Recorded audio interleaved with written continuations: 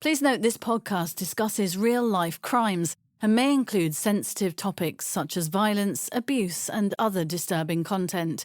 We recommend listener discretion. The foyer where Abedi detonated his bomb is covered in shrapnel marks. You are looking at what looks like a war scene. The shrapnel that caused that damage is being gathered by the crime scene investigators. There is a deathly professional quiet in this place. You are walking through blood, remains, and drag marks. It's hard to describe.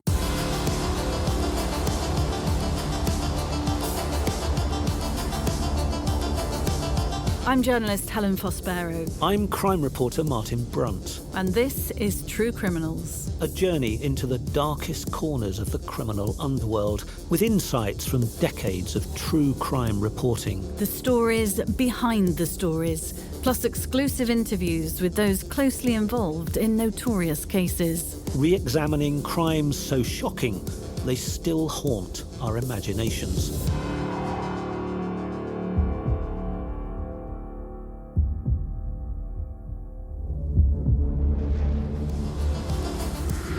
True Criminals Insiders. If you're following us on Patreon, thank you. And there'll be an exclusive extra chat following the main episode.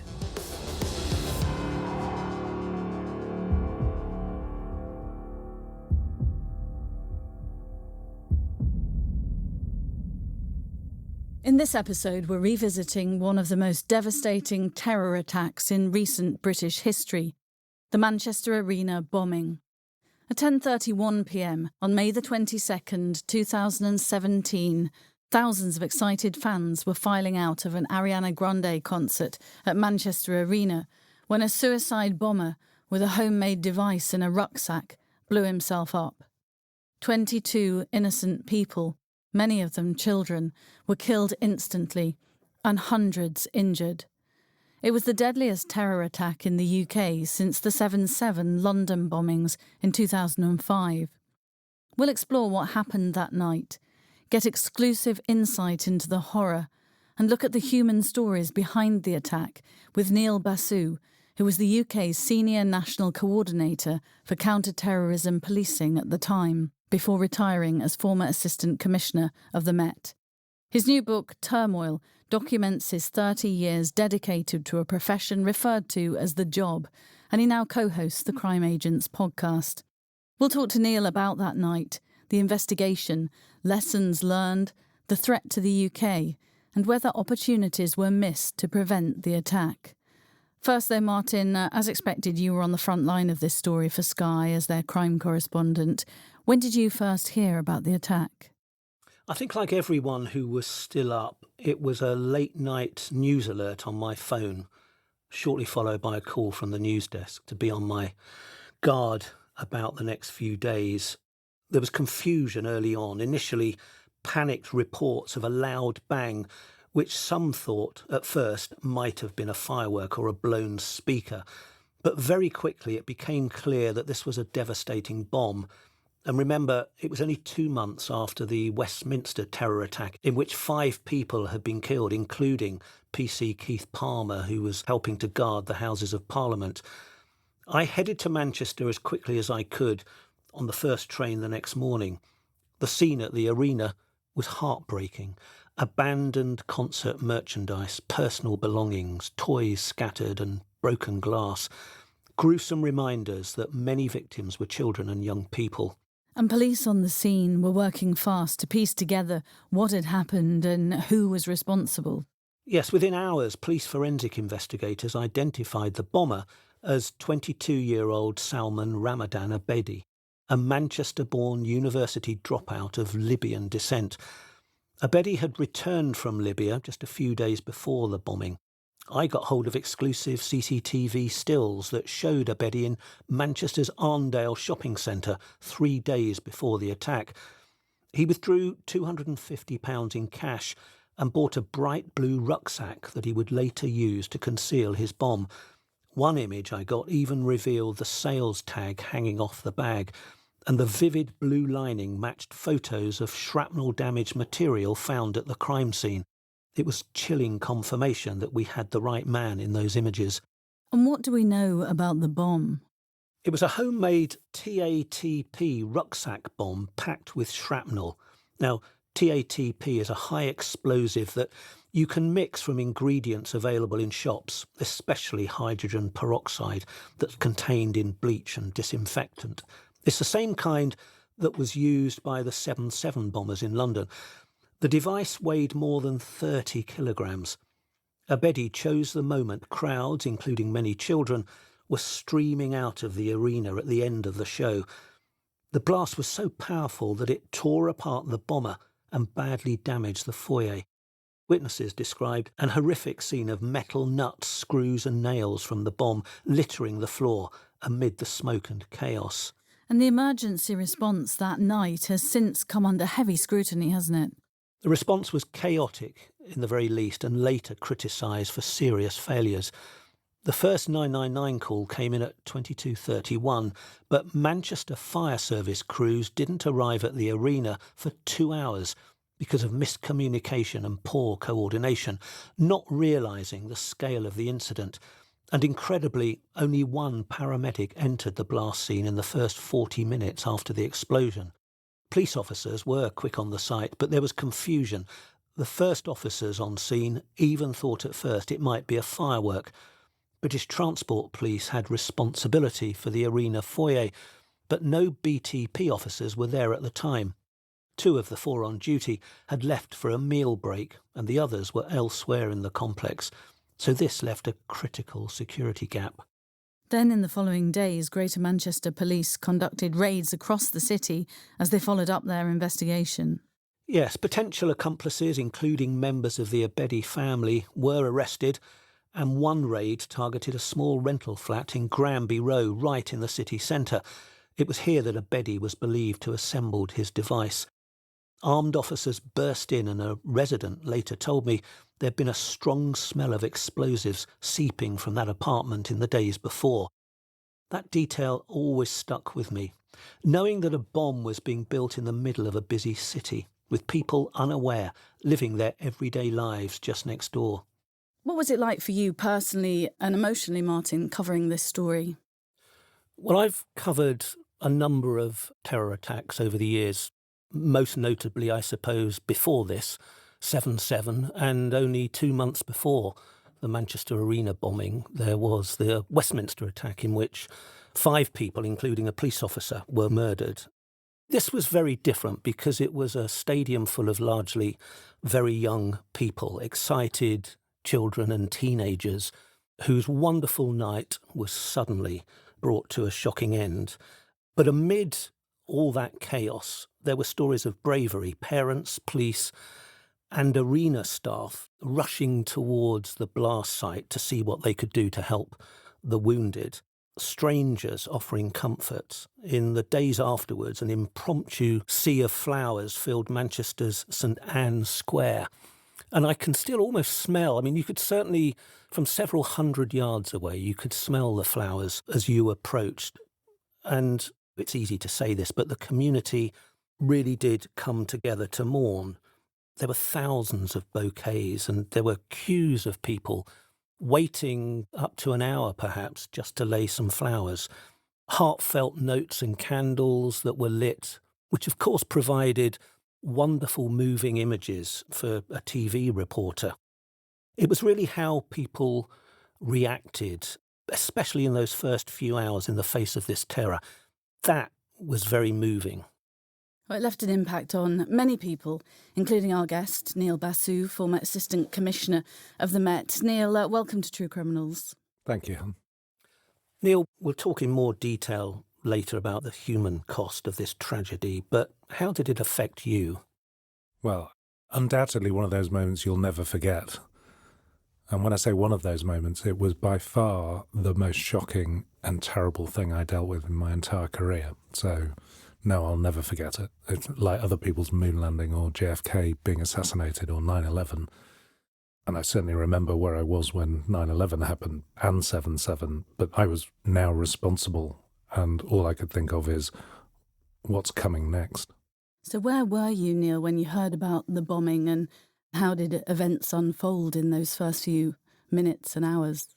Well, I was sitting on my sofa at home. My normal working day was between, I don't know, with commute up to 14 hours, so a 10 to 12-hour working day and a few hours commute as well. So I got home and I was sitting on a sofa and I was thinking, I'm probably too knackered to watch the news. I'll just turn it off and go to bed. And then my phone rang, and it was my deputy, whose husband happened to be a firearms trainer up in the northeast, actually, but they were on call to respond to any kind of terrorist attack or serious organised crime attack as specialist counter-terrorism, specialist firearms officers. And so they were monitoring the radio channel, and he had rung his wife, my deputy. I was the senior national coordinator responsible for working with MI5 to stop terrorist attacks. And this was my deputy, and she said, don't go to bed, don't go home. Andy's monitoring the radio. Whatever you're hearing on the news is not right. I think a bomb's gone off. And I turned on the news immediately, and I remember the newsreader saying they don't know what's happening. It could be a problem with the PA system or balloons. And of course, I've just had my deputy saying, that's not what Andy's hearing on the radio. And that was within minutes of the first 999 call to the police. So I'm sitting 110 miles away in the home counties thinking, what do I do now? This is the thing you're trained for. This was not my first terrorist attack. We'd been foiling terrorist plots. I've been working in terrorism since 2015. This was May 2017. I was a very experienced senior investigating officer of very serious crimes. But it doesn't matter. There's a freeze, fight or flight response, which is in every tiny lizard brain that we have as human beings, and it doesn't matter how experienced you are or how capable you think you are, there is a moment.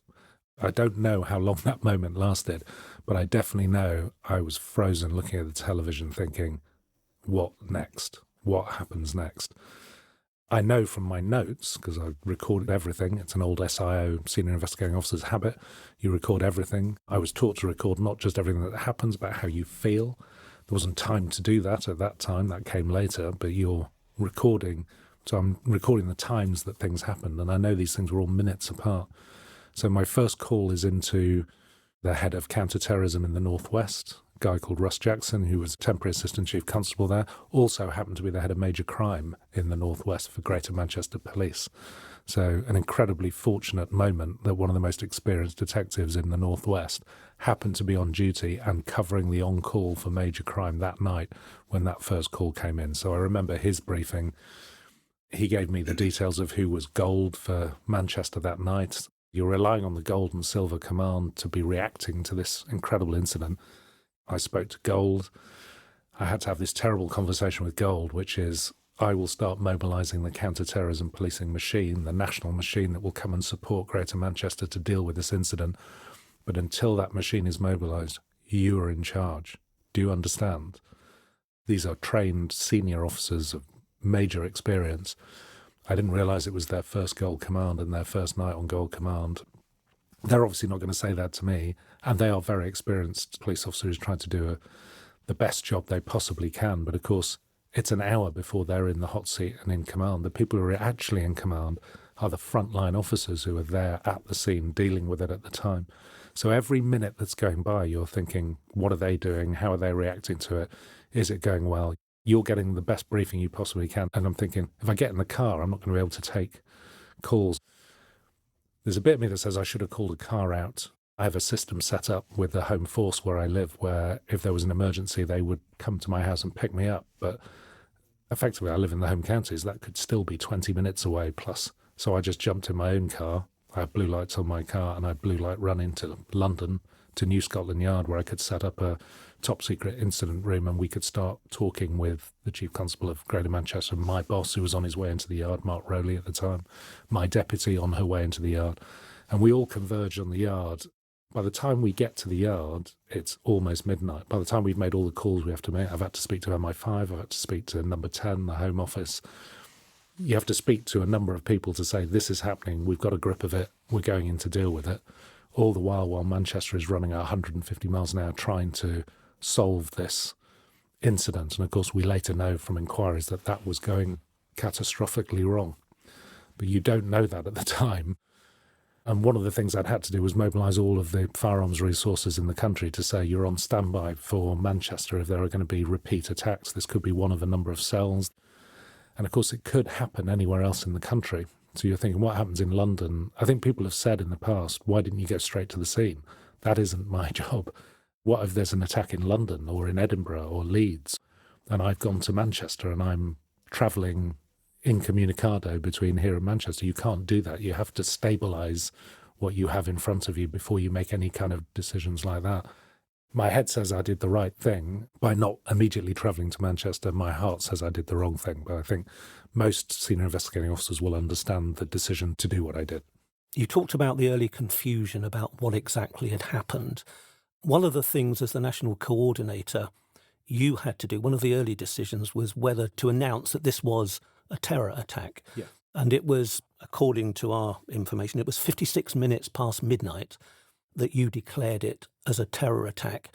How were you able to work that out so quickly, and how did it change the investigation? Well, the minute you declare something a terrorist attack, the whole psychology of police investigation changes, and effectively you have a Prime Minister on full alert and everyone from the Prime Minister down. You have Cobras being called. You're mobilising an incredible amount of resource.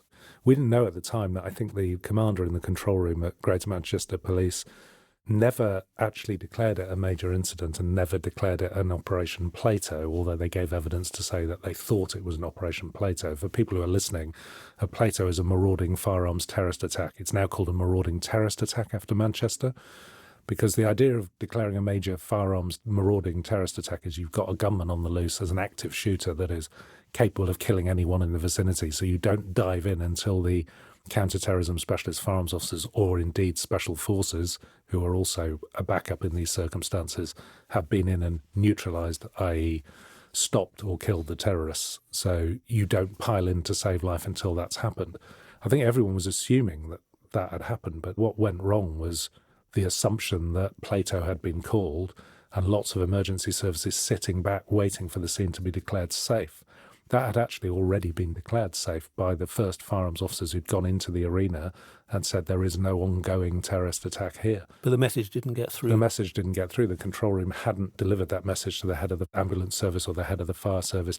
They'd just made their own assumptions that that must be what's happening. In other words, people's training, that fight, freeze or flight response I described earlier, went wrong for the senior people in charge at Greater Manchester Police that night.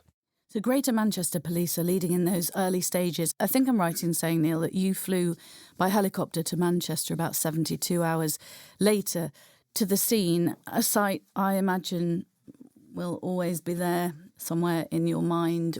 What was it like inside the arena when you got there? Well, it's incredibly hard to describe it in anything other than totally stunned at what is before you. So the foyer where Abaidi detonated his bomb is covered in shrapnel marks. Martin, I know you've covered wars in other countries and you will have seen high-velocity rounds and the effect they have on concrete. You are looking at what looks like a war scene. So the shrapnel that caused that damage is being gathered by the crime scene investigators. There is a deathly professional quiet in this place. That terminology is awful. But the victims have been removed from the scene. So you are walking through in protective gear, blood and remains and drag marks. It's hard to describe to anybody who's never had to witness that. And I've been to way too many scenes like that, but nothing on this scale. What those first officers and first paramedics and first survivors must have seen would have been something that's almost indescribable to anybody. And of course, I've seen photographs. I wasn't there. I saw the aftermath. And the first thing that happened is I walked up to my crime scene manager was there, and they'd been gathering the shrapnel that Abaidi had used in the bomb. And these were huge nuts. And they'd gathered them in a bag, and he handed me the bag with two hands. And I stupidly reached out with one arm to hold the bag, and I nearly fell over because it was so heavy. And we've all seen the pictures of Abaidi doubled over under the weight of the rucksack. This is the ammunition that was used to almost instantly kill everyone within close proximity of him when he detonated. And the crime scene manager's just looking at me. He's not saying anything. He's just looking at me and going, heavy, isn't it? This is one of the most experienced bomb scene managers in the world. He's clearly pretty stunned himself. That's the aftermath. But did you also early on get CCTV footage of the blast itself? I got off the helicopter, went straight to the crime scene, met the crime scene manager, looked at the crime scene. I could see the glass roof was in danger of collapsing, so they were working at great risk inside. The fire brigade had declared it unsafe. And this is a huge foyer in a massive arena. So that was the weight and the size of the explosion. They showed me where the identification card, the bank card that had identified him as the bomber, had been found plastered to the wall in the bomber's blood. I was driven straight from there to Greater Manchester, the counter-terrorism unit headquarters, where I sat down with a CCTV operator and watched Abaidi detonate himself. And just before that happened, without missing a beat, in a very pedestrian, normal tone of voice, the operator is describing to me how his wife's best friend has just walked in front of the camera, who was there with his wife and her daughter at that concert. They survived, but they would have been utterly shocked and traumatised. And this detective is taking me through the CCTV footage of the worst thing I've ever seen in my life. And he's unbelievably flat, professional and calm. He's got the deputy head of counter-terrorism in the room with him. I would have expected a few Fs.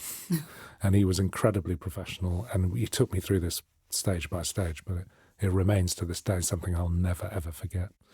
Not just what I saw on screen, but his professionalism in the wake of something so awful. How did you feel, Neil, as the magnitude and the shock of what had happened sunk in, and also the realisation of the task ahead? Well, not just me, but all of my senior counterparts in the security services and the Home Office, the Homeland Security Group, the Office of Security and Counter-Terrorism as it was known then, were all deeply shocked. I remember a meeting at MI5 headquarters where the build-up to the terrorist attack was described. Nobody tried to hide anything. There were senior members of government in the room. Ken McCallum, the current head of MI5, was totally open and transparent about what was known and what wasn't known and how this might have happened and how we might get better in the future. And this was very early on. It was in the first week of the inquiry. But up until that point, I'd been running what we call executive liaison group meetings. These are tactical meetings where you're sitting around a table with everyone who could bring some intelligence or some resource to find out what's happened. The Joint Terrorism Analysis Centre, which is the independent body that monitors threat levels in the UK, have raised the threat level to imminent because I can't convince them, and neither was I trying to. I said, I have not found the bomb factory, and I don't know whether there's another cell at large. Memories of 7/7 and 21/7 are very high in everyone's mind. And you'd had an attack in London, in Westminster, 2 months before. Absolutely. And we know that the volume of threat, copycat, people mobilising towards violence is getting higher and higher and higher every week. So the threat level is raised to critical. A terrorist attack is potentially imminent. We've mobilised the military to come and help relieve every armed policing post, to release as many armed officers as we can to actually conduct a manhunt to try and find out every associate that the bomber would have known and make sure that they're under control, being surveilled and potentially being arrested. I've got 2 SAS are operating in Manchester, in Moss Side, in the Libyan community, going after potential suspects. And every minute of every day that this is happening, and this went on for 3 weeks, every minute of every day thinking there's going to be another attack. It's hard to describe to people what that does to you physically and emotionally. What does it do to you physically and emotionally? Well, it's backbreaking. And we operated like that. When you're in counter-terrorism, you tend to operate 24/7, 365, wherever you are in the world, waiting for attack at all times. That's just the nature of the job. But when Westminster Bridge had happened in March, that feeling was elevated. Put it like this, I have an encyclopedic knowledge of zero alcohol beer because I think I spent 7 years sober. And I used to joke with people, the only time I could relax was when I got on a plane, because when I got on the plane, nobody could contact me till I got to the other end. And by the time I got back, I'd have had time to sober up.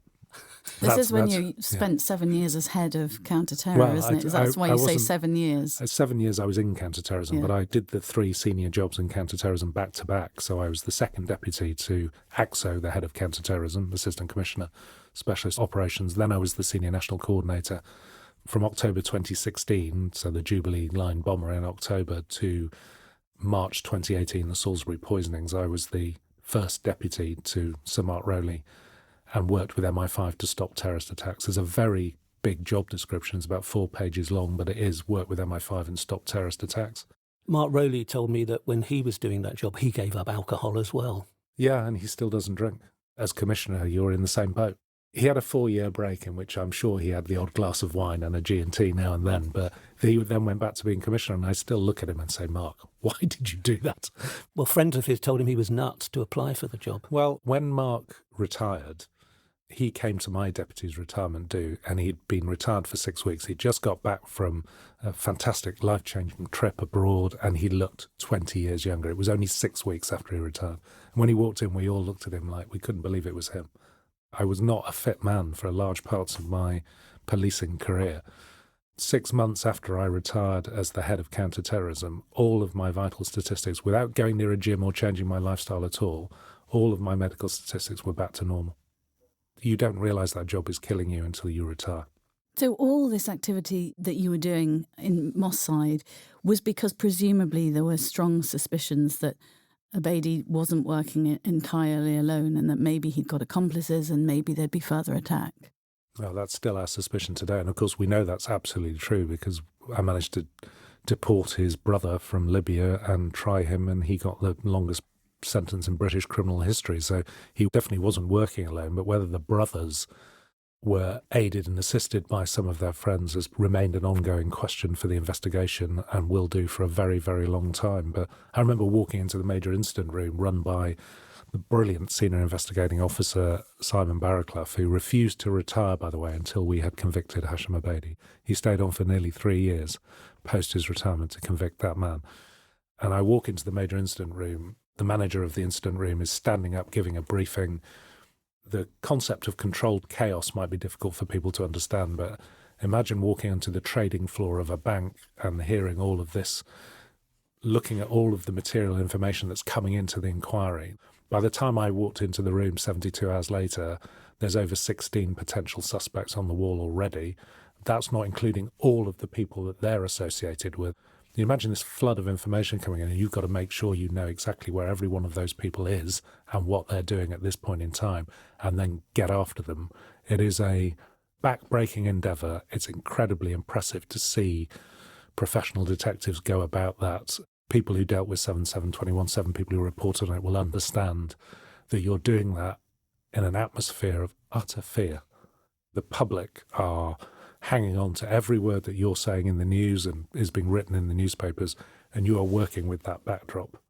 We will obviously talk about Abedi's brother and the trial, but what picture of the suspect or the bomber emerged? Who was he? What was his background? And how difficult was it dealing with Libya and the Libyan community? Not easy, I'm guessing. Well, incredibly difficult. And one of the big criticisms was we didn't know enough about the Libyan community. And his father was an ex-LFG fighter. So the LFG were a guerrilla group that was the anti-Gaddafi movement in the Libyan civil war. So they were the group that deposed Gaddafi. And the civil war was still going on. It was, yeah. And right up until the point we deported Abedi's brother. That was incredibly difficult because we didn't know much about this diaspora that had settled in Manchester. And even if had we known a lot about them, I think the attitude was that this is a diaspora that was pro-West because it got rid of Gaddafi. So I think there was an element of complacency on the part of local policing and counter-terrorism policing and the security services about where this risk might be generating from. And I've since spoken to journalists who, a couple of years, I think, before this terrorist attack, were talking about potential extremism in the Moss Side area and in Disbury Park Mosque, all of which came out after this attack. But in terms of did we know about it, all terrorist attacks are, by their very nature, an intelligence failure. If you had the intelligence, you'd stop the attack, you hope. So all terrorist attacks feel incredibly strongly that we have failed. That is a terrible thing to live with. But when you realise you can go back, and David Anderson describes this very well, as that there's a whole pack of cards here, and if the cards had been dealt slightly differently, things may have been different. But it goes back to years before these teenagers were, I think, taken to Libya by their father and trained in effectively being soldiers, how to make bombs, how to use weapons, and then came back here to attack us. So you think that was Abedi's path to extremism? Yeah, I think he was radicalised by both his parents and by people who were extremists within that Mossad community. And it's thought he built the bomb himself at his rented flat in central Manchester. I think he'd only been in Manchester With his brother. With his brother. Where do you think he learnt to do that? In Libya with family members? I think in Libya. There are photographs of him in Libya with heavy caliber weaponry. We're not a gun culture, so we don't really understand it. If you're Americans, you're probably going, yeah, so what? I do that every weekend.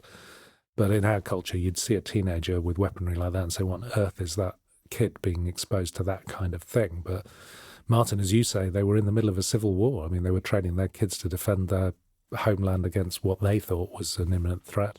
They were being trained to be soldiers. And it must have been difficult for you to know who to deal with in terms of Libyan authorities when you were trying to get the brother back. Well, incredibly difficult. The brother was being actually held by a militia, not held by the government in power. And you had the general on one side of the country controlling the east and the government in power controlling the west, and a militia in the middle controlling no man's land. And you didn't have a diplomatic presence in Libya. We didn't have the FCDO there. MI6 weren't in country. There was nobody to act as an interlocutor who was actually in country at the time. We had to establish that relationship, and some brilliant work by my colleagues in the security service, the Foreign Commonwealth Office, the government, counter-terrorism policing and the security service played a very, very strong hand to get one of this country's most serious criminals back from a war zone where we had no extradition treaty and no ambassadorial or diplomatic relations. That in itself is quite a feat. Around 22 people, I think, were arrested in the UK over those weeks in connection with the attack, including relatives, friends and associates of Abedi, and I think most of them released without charge. But what led you to his brother, and how did that play out? How did you get him back to face justice? Well, his brother was eventually convicted on the back of fingerprint evidence on the paint cans that had been used as part of the storage containers for the bomb itself, and his defence statement about how his prints had come to be on those items was completely torn apart in court. But of course he was taken to Libya with his brother. His brother then returned on his own to commit the attack. So the evidence of them being together, travelling together, their connections with other people in the area, the fact that 22 people were arrested in the end, only one is charged because one is dead, is something that plays on all of our minds as professional detectives. These two boys were going to commit one of the biggest terrorist atrocities in UK history. The idea that you knew nothing about that for the whole time they were here, we still find unbelievable, but proving it beyond a reasonable doubt in a criminal court at the Old Bailey is very different from what we might think or hypothesise. We were not able to do that in this case. He got the longest sentence in British criminal history. Yeah. What do you think it was that made the judge so certain that he should have a sentence as high as that? What were the compelling pieces of evidence? Well, I think if you've committed a terrorist attack in which people have been murdered, your starting point's 40 years. I think his age is what saved him from a whole life sentence.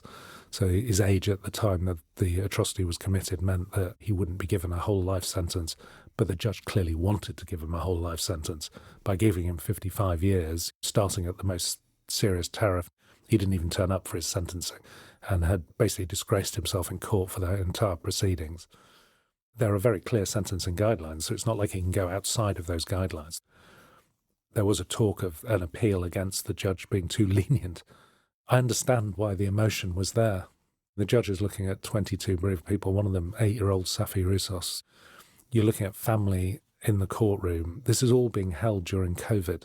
So people are sitting 2 metres away from each other. It's a very strange atmosphere in the Old Bailey. I've never seen or experienced anything like it. Never will again, I hope.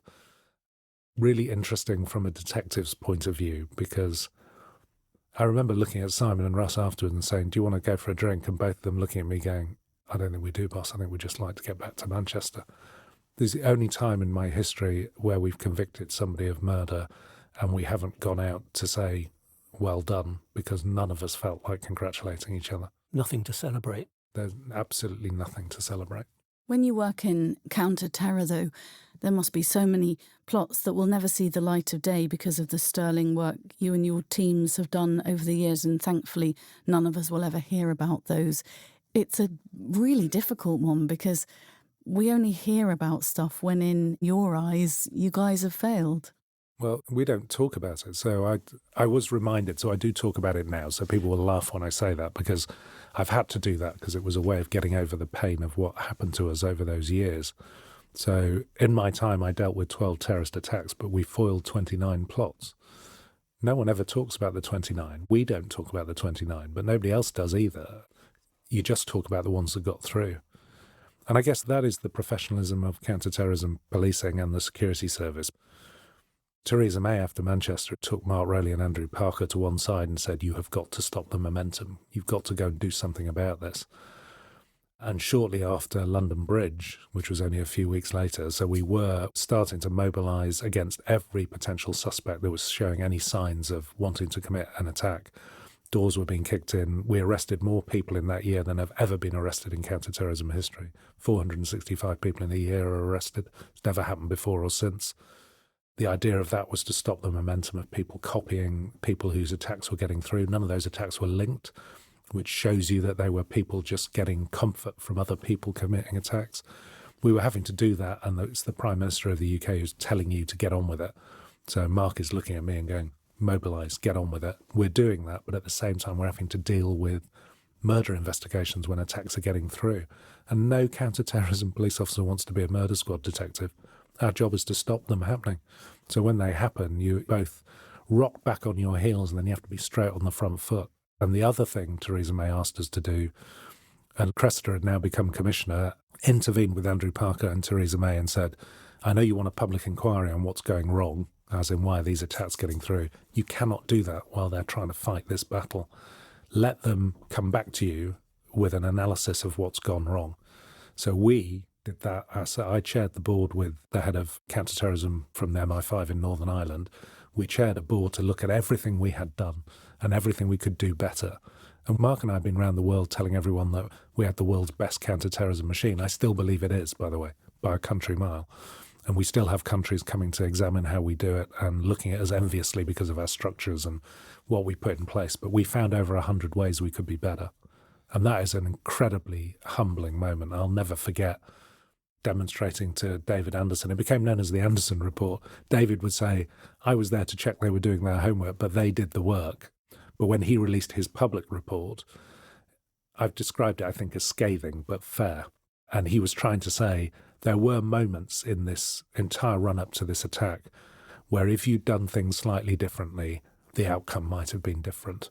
He is right to say that. A lot of people would find that hard to live with. I find it hard to live with. I certainly found that entire last period of my career very hard to live with when I retired. You don't ever want it to go wrong, but sometimes it does. But yes, it goes right more than it goes wrong, but you just never hear about that. There have been times when MI5, the spooks, have talked about intelligence gaps rather than intelligence failures. But I think the fact that Ken McCallum, the head of MI5, apologised publicly for what had gone wrong in Manchester says an awful lot about the acceptance that there were failures.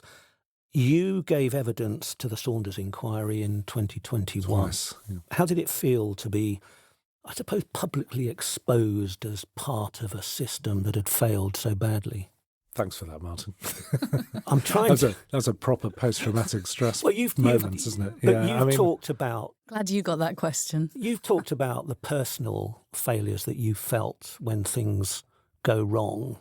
So you had then to go and talk quite publicly about it.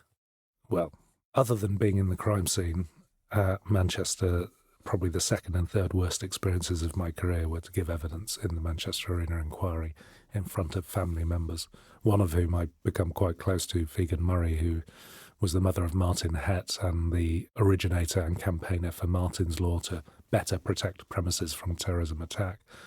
She's a phenomenal woman and has done amazing things. So has taken her grief and turned it into the most positive legacy you could possibly imagine, in my view. But you're paid to be the public face of when things go wrong as a chief police officer. My career as an SIO was standing outside the Old Bailey saying, we've just convicted this murderer and got justice for a family.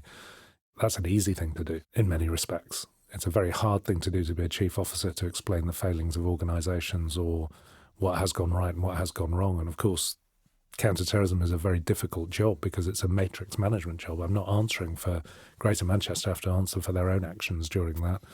MI5 have to answer for their own actions. That's normally done in secret. So Ken did a very unusual thing for a head of MI5, and he always wanted to be more open and transparent. He's a good friend of mine. I think we should all be glad that someone of his values is in charge of our security service. It was probably unique for him. It wasn't a unique position for me, but it was the worst circumstances in which I've ever had to stand up and be held to account. And throughout all of this, the victims were at the hearts of everybody's thoughts, including in Manchester's major incident room. Yeah. Just before I gave evidence for the second time, which was in November or December 2021, I'd been back up to see the team before I gave evidence in Manchester, and I walked into the inquiry room, and Simon had put photographs of all the deceased around the major incident room where they hung around the walls, and he'd explained to me that Amber Rudd, when she was Home Secretary, had come to see the major incident room. And I hope Amber doesn't mind me saying this, but she was left in tears. And he's telling me this, and I'm walking behind him, and I'm crying as well. But he'd done it for a very good reason, which was to remind everybody every day they came in, and bear in mind that inquiry ran for like 3.5 years, and then had to manage the investigation whilst the public inquiry is going on and the conviction of Hashim Abedi. It's to remind everyone when they come in exactly why they're there and why they're doing this. And of course, one of those photos is the 8-year-old Safi Roussos. And just before I went to give evidence the second time, I'm rung up by my QC, as they were then, KC now, to say, whatever you do, do not use the expression "we'll learn lessons" or "lessons learned," because her father the day before had said in his evidence, his impact statement, my daughter is not a lesson from which you get to learn. Oh, that's a quote you'll never forget, Neil, and it's a heartbreaking one. And you did form or have formed a very close friendship with Figan Murray, who you mentioned there. Tell us a bit about Martin and Martin's law. So Martin Het was Figan's son, who was at the concert and was killed, and Figan turned that anger and grief into wanting to understand more about why it had happened and how it could be stopped. And one of the principal things she saw was the failures in security at the ground itself and the failure to take counter-terrorism measures that might have protected the people who were attending the concert.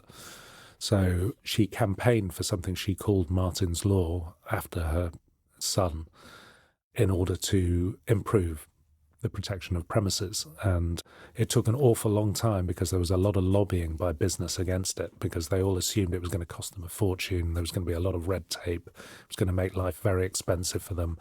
I don't think any of them, when they were lobbying against it, realised the potential civil liability and damages that were facing the arena and the organisers of the concert, Live Nation. And if they realised that, they might be realising that it's a very small price to pay to keep your customers safe if you want to keep them coming back again and again. So the Protection of Premises Bill has now been passed. It will become law. The organisers of major events, so anyone who has 800 people or more at an event, needs to be able to prove that they have taken counter-terrorism measures. They're not expensive. And clearly anyone who's running a major arena or a major stadium, you'd expect would be doing this anyway and would be hiring professional security people and stewards to do it. That was not the case in Manchester Arena. They did not do their jobs. So now it's trying to raise everyone's game. And the only reason that's happened is because this bereaved mother has spent her grieving period learning all about counterterrorism. I think she has a PhD in it now. She's Dr. Figan Murray. Travels the world lecturing in this. Sits as an advisory member on a group called Tiny G that I'm the patron for, which is a counterterrorism information sharing network for the private sector. She's just a phenomenal human being. And I introduced her to my head of protective security, a guy called Nick Aldworth, who's now retired, who has stood by Figan every step of the way, even post-retirement. He did the job when he was working for me, and then he's tried to help her secure that piece of legislation. And she's met prime ministers, taken promises that have later been broken and then reintroduced. And luckily, this government has made this law. She's an amazing person. It's very difficult to believe that there wasn't an adequate level of security being done as a matter of course. And this might be the moment to remind our listeners that MI5 has at any time 3,000 persons of interest who might pose a threat. And it's up to the CT managers, I suppose, counter-terror managers, to, in a sense, triage the threat level that's posed by all of those 3,000 potential suspects. And you can't follow everybody, can you? Can you give us a sense of the scale of trying to manage that many people who might pose a threat? Well, I have to do this without getting arrested by my successors or getting targeted by Ken. We shouldn't really talk about the number of subjects of interest, except that, God bless him, and I like him very much, and I got on very well with him. The former Secretary of State for Defence, Ben Wallace, was Security Minister during my time as Senior National Coordinator, and we've been in many Cobras together. And he inadvertently gave a TV interview in which he said, you do realise there are 3,000 subjects of interest, i.e. terrorist suspects, and 20,000 closed subjects of interest who were once terrorist suspects who were looked at, and they have to manage all of that. And we all looked at each other in horror as this went out across the television, and then afterwards realised, actually, we've got quite a lot of sympathy now. And if I told you the effort that it took to follow a single suspect 24/7 to make sure they don't do anything, that's the thing I can't talk to you about. But put it like this, it would take more money, more resources, and put your tax bill up by probably 10 pence in the pound for you to be able to do that. The only solution, and this is the same with organised crime, by the way, is that you do triage. You do look at who are the greatest threats at any moment in time. And there is a weekly meeting attended by the most senior people in the security service and counter-terrorism policing, which decides which subjects get the most resources. And I'll just make this point because it's happened in multiple terrorist events where the media has said, but they were on your radar. We've all come to loathe that expression. The fact that they're on our radar is often a good thing. So when a terrorist attack happens, at least it wasn't from somebody we knew nothing about. But the fact that they were on our radar might mean that they were an associate of an associate of an associate of an associate of somebody who was on that list of 3,000. By the way, that was the case with Salman Abedi. That was the case with Khalid Massoud, who attacked Westminster Bridge in 2017, who hadn't been on the radar since 2009, 8 years before. So had once been considered potentially a suspect, looked at and thought, no, you're not a suspect now. And then 8 years later, not been on anybody's hit list at all, and then commits an atrocity in which one of my officers lost their lives. So trying to describe to people what it might be like doing that triage is to say, so I have 1,000 contacts on my phone from a long service, and your friends, colleagues are, if you are potentially one of those subjects of interest, every single one of those people on your phone might or might not be a subject of interest. How do you do that without becoming a completely Big Brother society in which I'm monitoring your communications and everyone you communicate with all of the time? And what do you do if you're like me, you have 4-figure number of contacts, many of whom will be, as my friends would say, at least 70% of those will be pizza houses, Bass, knowing you. But the reality is you have to make those fine judgments. The same thing happened in 7/7. I've heard Eliza Manning-Bullard talking about it recently. The same thing happens in every case where somebody was on the radar but gets through. People don't understand what on the radar actually means and how difficult it is. I did the maths once to work out, with the help of a cop who'd been involved in surveillance, about the sheer numbers just to follow one suspect 24 hours a day. And that's taking in 3 squads during one day and allowing for sickness and rest days and training days. What number did you come up with? I can't remember the precise number. It was more than the complete staff of MI5 and the Met Police, I think, if you followed 3,000 So I'm an ex-head of surveillance, so I know exactly what it takes to surveil a subject, even in the days of electronic surveillance. And I know exactly how many surveillance teams we have. And as I said, if you want to pay a tax rate of 50 pence in the pound, I can get enough surveillance teams to do it. It's Been a real privilege, actually, Neil, to interview you both for my Convex Conversation podcast and True Criminals. I've really enjoyed every minute listening to your personal reflections, your insights, and I'm sure Martin has too. Absolutely, and I've read most of your book, so good luck with that. I'm just so pleased you've read any of it, Martin. And Well, your listeners won't know, but of course, Martin has had the great misfortune to have to interview me or stand in a pack where I said lots of innocuous, very bland things, trying not to give anything away in my service. And he is a legend of this industry, and it is quite a privilege for me to be in a room with two people I recognise a great deal from my career. So thank you for giving me the opportunity. Now we're going off for a bit of a love-in, because Martin's brought you his book, hasn't he? No one got cracked over the head for no reason, that catchy title, and I think you're both going to sign each other's books. We are, but there is, of course, a bit of rivalry, because you've got your podcast with my old producer, Andy Hughes, The Crime Agents, and we vie, don't we, for the top spot in the Apple podcast true crime charts. I've been told that, and I think that's just great for both of us. I think there's definitely room for all of us, particularly you two, and hopefully me and Andy. Brilliant. Thank you so much, Neil. Thank you. Thank you. Martin, 8 years on from the Manchester Arena bombing, the pain and trauma and lessons to be learned are clear. But there's also a more positive legacy of resilience in adversity, isn't there? Yes, the outpouring of kindness in the hours and days after the attack were remarkable. Strangers opened their homes to stranded concert goers under the hashtag Room for Manchester. They were offering beds and cups of tea. Taxi drivers turned off their meters to give free rides to help people get home safely or to get to hospital. Hundreds of people queued for hours to donate blood, so much so that by the next morning the blood banks had to gently turn people away as they had more than enough donors. One especially touching story was that of Paula Robinson, a woman who'd been near the arena. In the chaos after the blast, Paula herded about 50 frightened teenagers to safety at a nearby hotel, literally scooping them off the street and guiding them away from danger. And Ariana Grande, whose concert it was of course deeply affected. She posted a tweet saying she was broken, but she didn't retreat. She returned to Manchester 2 weeks later to host the One Love Manchester benefit concert.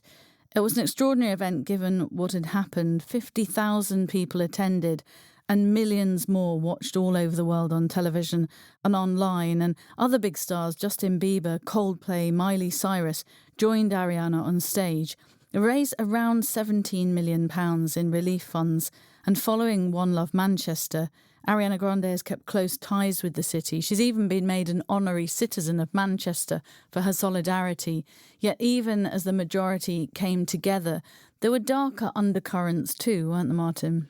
There were. In the aftermath, there was an increase in anti-Muslim hate crimes in Greater Manchester. Mosques were vandalised. Muslim residents faced abuse. The bombing was perpetrated by an extremist, but many innocent British Muslims felt the backlash. Community leaders and Greater Manchester's Mayor Andy Burnham worked hard to counter that, emphasising unity. The slogan, "For Manchester, not in my name," became popular among British Muslims condemning the attack. The Manchester Arena bombing will always be a sombre chapter in our history, but 5, 10, 20 years on, I suspect it will also be remembered for the ways it brought out the best in people. Yes, the bravery of first responders and bystanders, the generosity of strangers, and the push by families at the public inquiry to ensure a safer future. My abiding memory was of the city's resilience, exemplified nearly 24 hours later, in a sunlit Albert Square, when the remarkably talented Manchester poet Tony Walsh read his astonishing poem, "This is the Place." It had been written a few years earlier, and it's a tribute to that amazing city and its history, its industrial revolution, the suffragette movement, music and football and so on. I can't read it all, but it included this poignant line: "And there's hard times again in these streets of our city. We won't take defeat, and we don't want your pity." I wasn't the only one listening to that who was moved to tears. Sometime later, Liam Gallagher from Oasis described Tony Walsh's reading of the poem that night as the best thing I've ever heard come out of any Mancunian's mouth, ever. Praise indeed. True criminals, insiders. Now, exclusively for our Patreon followers, some extra thoughts.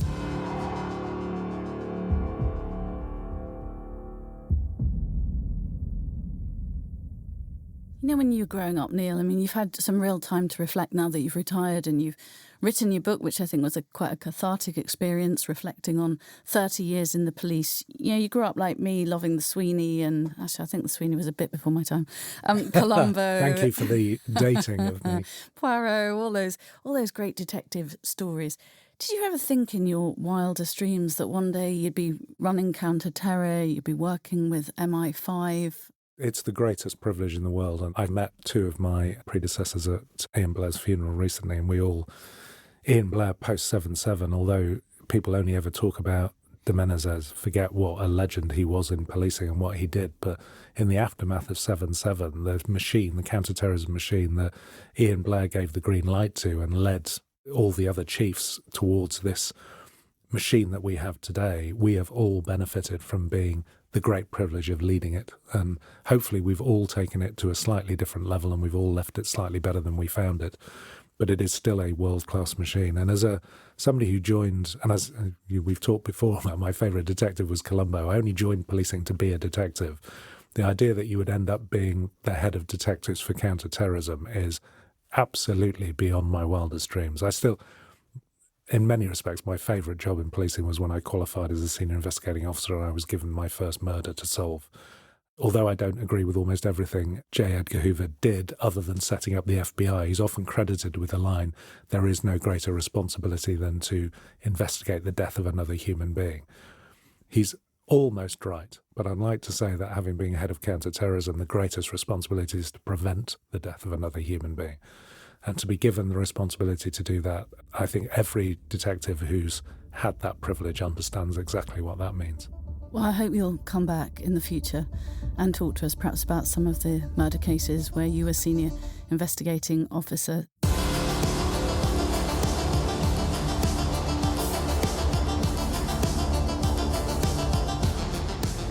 Welcome to our new Patreon followers. Thank you for joining. Just to remind listeners, if you want to hear the episodes ad-free, you can. Head over to patreon.com/True Criminals. Stay with us for 3 months at Patreon and we'll send you a free True Criminals mug. Martin and I haven't even got one of those yet. Your support means everything to us. If you're enjoying the podcast, please take a moment to leave us a review. It helps us grow, reach new listeners, and keep bringing you the stories you love.